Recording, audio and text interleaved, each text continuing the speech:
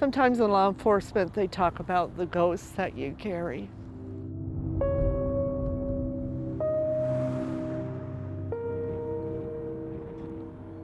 I remember just driving home some nights, or even in later years in patrol when I would be in that area, just looking around and going, where did she go? Where was she taken? What happened?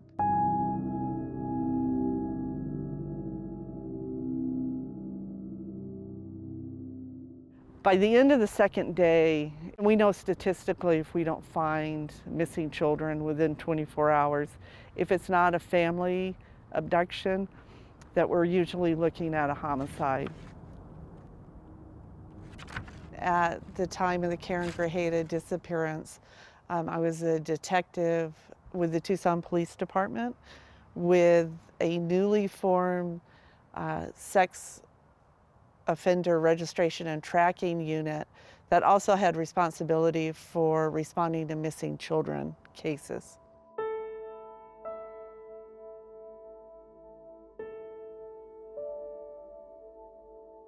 Karen actually disappeared January 11th at about 5:45. This area was the last sighting of Karen as far as the children were concerned.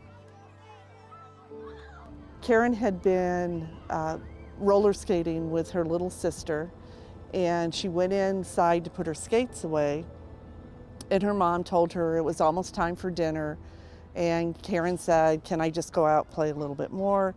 She went out, and that's the last time her mother saw her.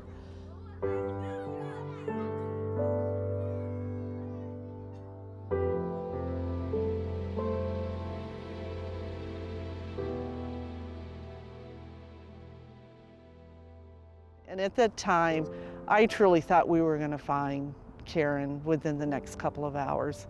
You know, as you always do in these cases, you know, she went over to a friend's house, you know, spent the night, forgot to tell mom, you know, something happened, but Karen's gonna come walking up pretty soon. I remember that night got very cold. I was sitting with Rosalva, her mom.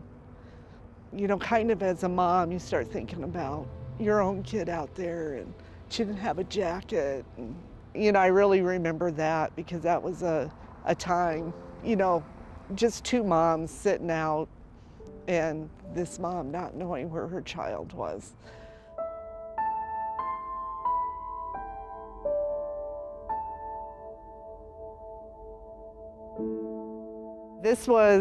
There was no vegetation here. This was just a dirt lot. When I arrived here at the scene, we asked for the command post, which is just that big trailer that you see, so that detectives and commanders can have a place to meet and to get organized.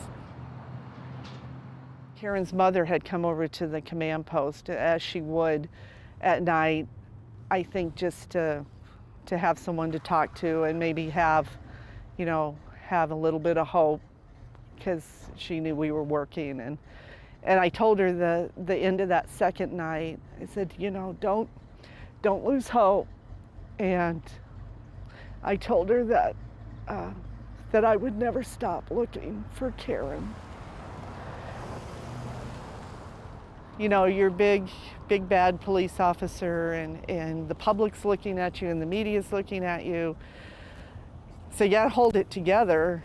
And then you add not sleeping a couple of days on top of that. So I remember just going down the street and couldn't think about how to get home, and just pulled over and just had to let it out for a little while.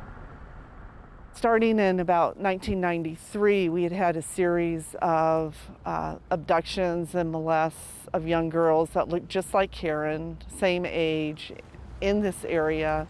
There was a concern, you know, we have a serial child molester who's now turned into a serial killer. The DNA that was found in one of those cases related to Karen's case had come back with a DNA hit with a suspect.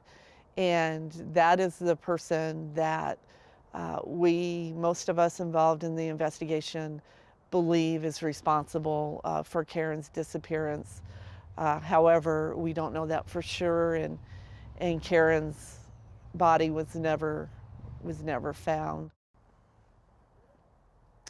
I don't know. I don't know what it was about this case, because I've done probably over 1,000, 1,500 child abuse cases. I've done child death cases. I've done death notifications to parents. I don't know what it is about this case. I just feel some type of connection to Karen. Over the years, when you would hear a body's been found, or after a couple of years, you know, the bones have been found, and that still brings back, you know, could that be her? Is it her? I retired after 25 years. I was walking out the door, and I remember the door closed, and my first thought was, you never found Karen, and you promised you would never stop looking, so what are you gonna do now?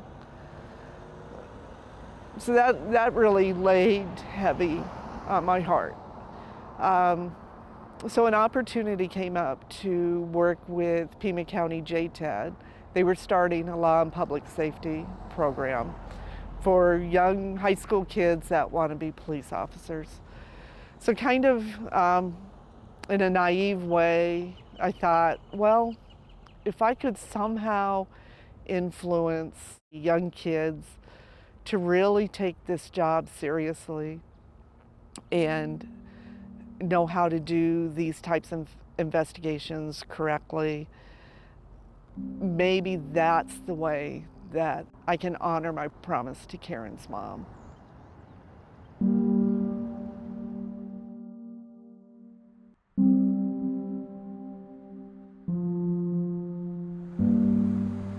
You learn in this job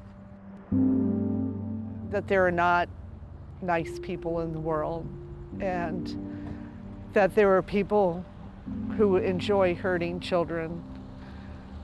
But I think this case brought home to me that there's true evil in this world.